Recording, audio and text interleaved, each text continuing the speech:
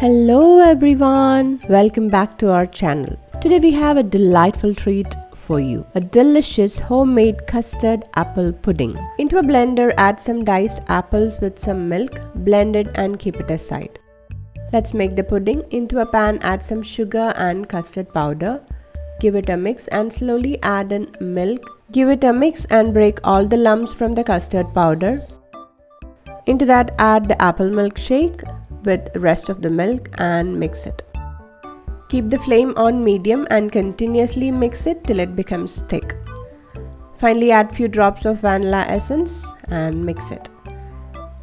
When it reaches this thicker consistency, turn off the flame and immediately transfer into a serving bowl.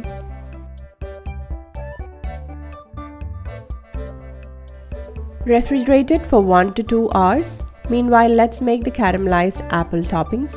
Into a pan, add some butter. Once it is melted, add some jaggery powder. You can use sugar as well.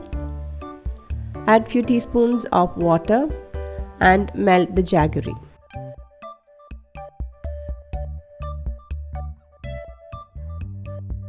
Once it is nicely melted, add the chopped apple pieces. Mix it until it becomes slightly thick.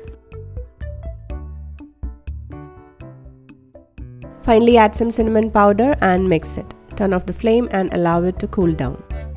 Cinnamon, apple and butter. That's the best combination you can have for a dessert. Once it cools down completely, add it onto the pudding and enjoy. And there you have it, our delicious homemade apple custard pudding. The combination of sweet apples and creamy custard is simply irresistible.